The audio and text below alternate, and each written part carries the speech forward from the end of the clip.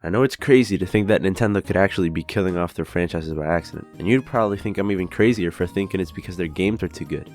But hear me out for a second and answer me this.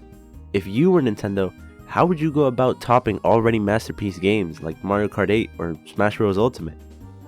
I mean, if you genuinely have an answer to that, you can give it to me in the comments.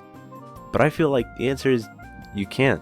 And even if you're able to give me one improvement or another, I don't feel like it would amount to be enough to justify another game. You know, like it wouldn't justify a Mario Kart 9. I mean, just think about how huge these franchises are. Like the sheer volume of content that they've built up over the years is insane. And this video will be focusing mainly on Mario Kart, but I'm just putting it out there that very similar arguments could be made for the Super Smash Bros. Franchise. Now, I've had my fair share of Mario Kart 8 for a while now. But recently I decided to get the DLC, and it's like Nintendo breathed life into the game again. They managed to revive the same goddamn game for a third time. And now we've got more tracks than ever in Mario Kart history, more characters than ever in Mario Kart history. The only exception for both of these being Mario Kart Tour. The DLC isn't even done yet. And don't get me wrong, okay? Because I'm a man of substance. I know that quantity isn't quality, and quality is what makes Nintendo the king of video games. But the Mario Kart Booster DLC is full of quality tracks, and I'm gonna die on this hill. I mean, yeah, people at the beginning were saying otherwise, but look how it's turning out now. You know, I'm still not gonna defend shit like Toad Circuit, because if you were hyped to play on Toad Circuit, you genuinely have some sort of problem. But I will defend the rest of the tracks brought over from Mario Kart Tour, because I feel that they were all really cool, and the fact that they change with every lap would be an amazing mechanic, if it wasn't for the fact that it sucks trying to see which way you're supposed to go now on a tiny undocked Switch in split screen mode. But other than that, mwah. And then of course you have the heavy hitters, the nostalgia tracks that make you feel like a kid again. You got Maple Treeway, Coconut Mall, Mushroom Gorge, freaking Waluigi's Pinball, bro, and we're still not done. Because they also decided, man, screw those ports, I'm feeling creative up in here. And then boom, Yoshi's Island, Sky High Sundae, Ninja Hideaway. And as of this recording, there's still more content on the way. And while it's basically been a revival for me, where I've started sinking way more hours into Mario Kart than I used to, and I'm playing way more with my friends than I used to, it's inevitably led me to question what the next step could possibly be. And obviously I can't read the game developer's mind, but like, take something like Breath of the Wild for an example. Yeah, the game was a revolution for the open world genre, Nintendo, and the Zelda franchise. It's undoubtedly one of Nintendo's masterpieces, but it never presents itself as a dead-end game the way Mario Kart 8 does. I mean, you don't get the sensation that this is Link's last adventure, and I hope you aren't foolish enough to think that Ganon is actually gone for good this time. And from a gameplay perspective, while you use your Sheikah runes all the time, and all the powers are all varied and interesting, none of them feel useless or repetitive. And it's also like, it never feels like the developers covered everything interesting about having physics-based abilities. The idea is still novel, and it's not hard to let your imagination run wild with these ideas for sequels and cool powers and storylines and whatever, even without the knowledge that we already have of there being an actual sequel, which I pre-ordered, by the way. This is important because it contrasts how I see the Mario Kart formula like it's already been milked dry.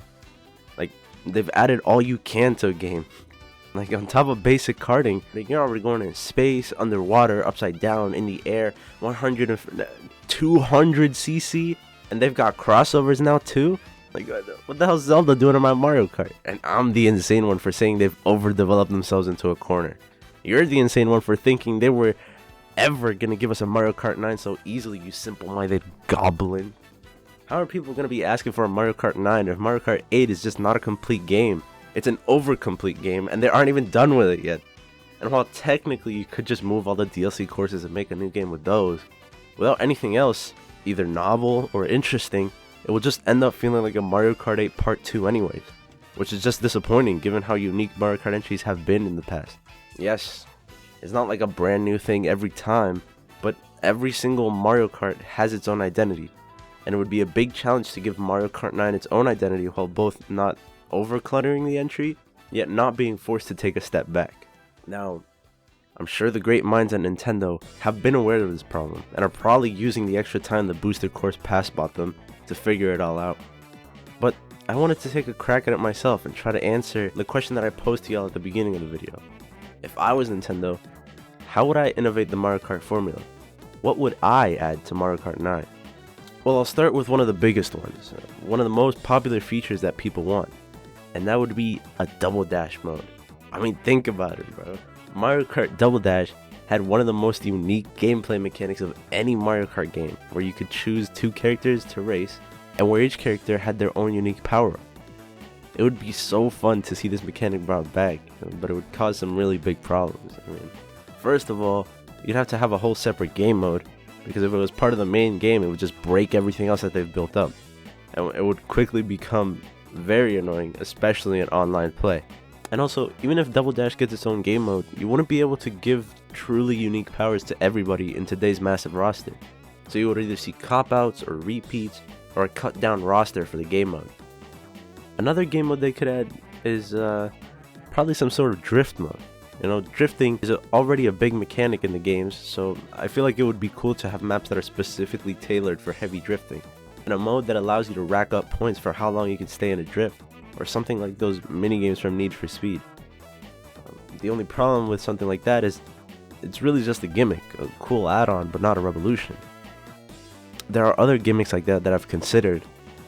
For example, 300cc, but you can't really have something like 300cc without making maps that only work at that speed. But at that point, Nintendo should just make a new F-Zero. Another train of thought I had was somehow implementing boss battles, but it was too complicated for me to come up with a way to actually make them interesting. I did actually manage to come up with a way to revamp the battle mode. I came up with 2 new modes to add. One of them is like this sort of infected tag mode, where there aren't any items and one player has to start intercepting and tagging the rest in order to get them on the infected side. And then the other one is like a bumper cars mode, where you have new battle maps that don't have barriers, and the items which would usually just kill your momentum now push you back when you're hit. And your goal is to avoid falling outside the map while trying to push as many players out as you can. And you can bring over the balloons from Balloon Battle and just have it where you lose one every time you fall off the map. Now, I'm sure there are many other ideas for many different aspects of the games, but these are the ones that I actually managed to come up with myself. But despite me wishing that these features are at least considered for the next game, I know that it doesn't really surpass the problem that I saw with these ideas not being able to justify the next entry. But I wouldn't entirely put it past Nintendo to just re-release the same game again. I mean, while 3D Mario games have been innovating since their inception, 2D Mario games all just started blending together after the Wii. And you know what, I'm pretty curious which route do you guys think Nintendo's going to take with Mario Kart.